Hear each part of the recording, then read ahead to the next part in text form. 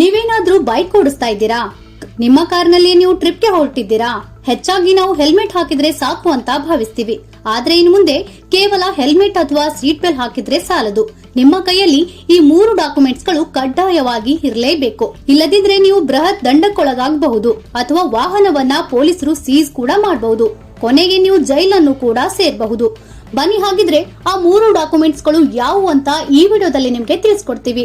ಅದಕ್ಕಿಂತ ಮುಂಚೆ ನಿಮ್ಮ ಬಳಿಯೂ ಕೂಡ ಬೈಕ್, ಸ್ಕೂಟಿ, ಕಾರ್, ಆಟೋನಂತಹ ಯಾವುದೇ ವಾಹನಗಳಿದ್ರು ಕೂಡ ಈಗಲೇ ಈ ವಿಡಿಯೋಗೆ ಲೈಕ್ ಮಾಡಿ ಹಾಗೂ ನಮ್ಮ ಚಾನೆಲ್ ಸಬ್ಸ್ಕ್ರೈಬ್ ಮಾಡಿಕೊಂಡು ಪಕ್ಕದಲ್ಲೇ ಬರುವ ಬೆಲ್ ಐಕನ್ ಕೂಡ ಕ್ಲಿಕ್ ಮಾಡಿ.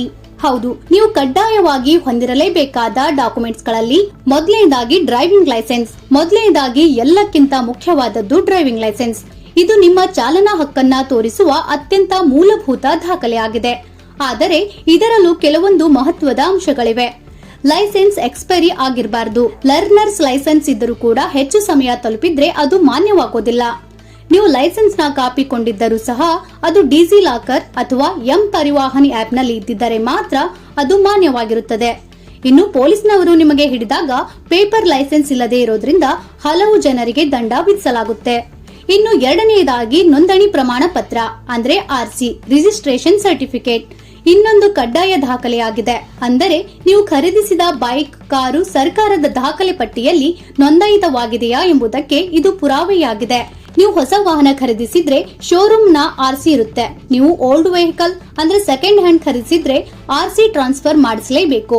ಆರ್ಸಿ ಇಲ್ಲದಿದ್ರೆ ಪೊಲೀಸರು ನೇರವಾಗಿ ನಿಮ್ಮ ವಾಹನವನ್ನ ಸೀಸ್ ಮಾಡಬಹುದು.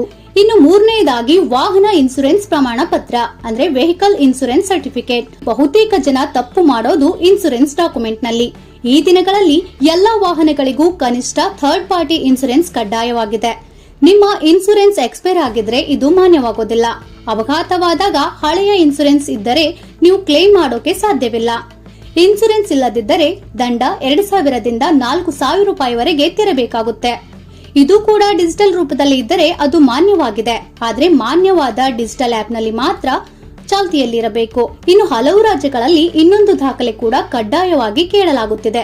ಅದೇ PUC ಅಂದ್ರೆ ಪೊಲ್ಯೂಷನ್ ಅಂಡರ್ ಕಂಟ್ರೋಲರ್ ಸರ್ಟಿಫಿಕೇಟ್.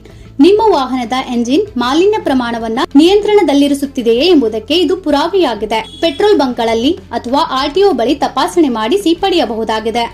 ಇದರ ದಂಡವು ಕೂಡ ಸುಮಾರು 1000 ದಿಂದ 2000 ರೂಪಾಯಿವರೆಗೆ ಇರುತ್ತದೆ. ಹೀಗಾಗಿ ಇನ್ನು ಮುಂದೆ ರಸ್ತೆಯಲ್ಲಿ ಓಡಾಡೋದಕ್ಕೂ ಮೊದಲೇ ಈ 3 ಡಾಕ್ಯುಮೆಂಟ್ಗಳು ನಿಮ್ಮ ಕೈಯಲ್ಲಿರಬೇಕು. ಡ್ರೈವಿಂಗ್ ಲೈಸೆನ್ಸ್, ನೋಂದಣಿ ಪ್ರಮಾಣ ಪತ್ರ, ಇನ್ಸೂರೆನ್ಸ್ ಪಾಸ್. ಇಲ್ಲದಿದ್ದರೆ ದಂಡ ಕಟ್ಟಬೇಕು ಅಥವಾ ವಾಹನ ಸೀಸ್ ಮಾಡ್ತಾರೆ. ಕೊನೆಗೆ ನೀವು ಜೈಲನ್ನು ಕೂಡ ಸೇರಬಹುದು. ಹಾಗಾಗಿ ನೀವು ಕೂಡ ಈ ಮಾಹಿತಿ ತಿಳಿದಂತೆ ನಿಮ್ಮ ಸ್ನೇಹಿತರಿಗೂ ಹಾಗೂ ಸಂಬಂಧಿಕರಿಗೂ ಈ ವಿಡಿಯೋನ ಶೇರ್ ಮಾಡುವ ಮೂಲಕ ಅವರಿಗೂ ಈ ಮಾಹಿತಿಯನ್ನ ತಲುಪಿಸಿ.